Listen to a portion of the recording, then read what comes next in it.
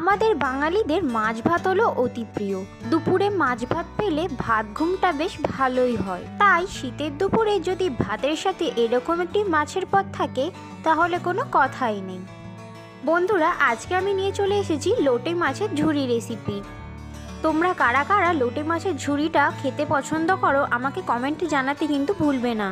নমস্কার বন্ধুরা, আমি সিয়া, রেসিপি সিয়া চ্যানেলে আপনাদের অনেক অনেক স্বাগত জানিয়ে আমাদের আজকের রেসিপিটি শুরু করছি।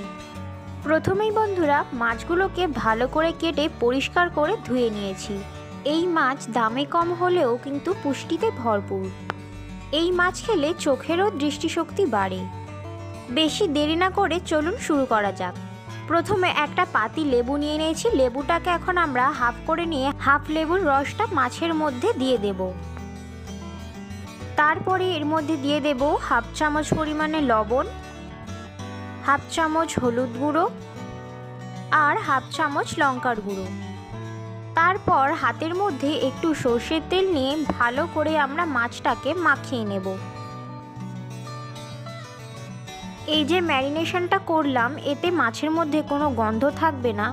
আর এই মাছটাকে এখন আমরা আধ ঘন্টার জন্য রেস্টে রেখে দেব। এদিকে আমি দুটো মিডিয়াম সাইজের পেঁয়াজ কুচিয়ে নিয়েছি একটা মিডিয়াম সাইজের টমেটো আর কিছুটা ধনেপাতা কুচি।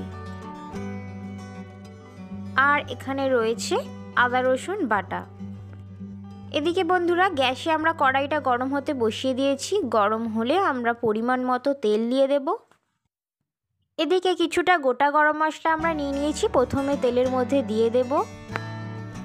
ফোড়নটাকে কিছুক্ষণ হালকা করে আমরা ভেজে নেব। তারপরে কেটে রাখা পেঁয়াজগুলো দিয়ে দেব। পেঁয়াজটাকে দেওয়ার পর এখন আমরা পেঁয়াজটাকে ভালো করে ভাজতে থাকবো। দেখুন বন্ধুরা, পেঁয়াজটা আমার ভালো করে ভাজা হয়ে গেছে। এখন আমরা এর মধ্যে দিয়ে দেব আদা রসুন বাটা। আদা রসুনটা পেঁয়াজের সাথে বেশ কিছুক্ষণ আমরা ভালো করে ভাজতে থাকব, যাতে আদা রসুনের কাঁচা গন্ধটা চলে যায়। বন্ধুরা, আদা রসুনটা পেঁয়াজের সাথে ভালো করে কষানো হয়ে গেছে। এখন আমরা এর মধ্যে দিয়ে দেব টমেটো কুচি। এখন টমেটো কুচিটাকেও আমরা বেশ কিছুক্ষণ মশলার সাথে কষিয়ে নেব। এরপর দিয়ে দেব পরিমাণ মতো লবণ, দিয়ে দেব হলুদের গুঁড়ো আর দিয়ে দেব অল্প পরিমাণে লঙ্কার গুঁড়ো। এখন আমরা সমস্ত মশলা ভালো করে কষিয়ে নেব। এবার মশলাটা যাতে পুড়ে না যায় তাই সামান্য পরিমাণে জল দিয়ে দেব। জল দেবার পর নেড়ে চেড়ে ভালো করে মিশিয়ে নেব। দেখুন বন্ধুরা, মশলা থেকে এখন তেল ছেড়ে দিয়েছে। এখন আমরা মাছগুলো মশলার মধ্যে দিয়ে দেব। এবারে মাছটা মশলার সাথে বেশ কিছুক্ষণ কষাতে থাকবো। কিছুক্ষণ পরে দেখুন মাছ থেকে অনেক জল ছেড়ে দিয়েছে। এখন আমরা মাছটাকে ঢাকা দিয়ে 5 মিনিটের মতো রান্না হতে দেব। 5 মিনিট পর দেখুন বন্ধুরা, মাছটা অনেকটাই রান্না হয়ে এসেছে। এই পর্যায়ে বন্ধুরা, মাছের কাঁটাটাকে এভাবে খুন্তির সাহায্যে ভেঙে ভেঙে আমরা আলাদাও করে দিতে পারি।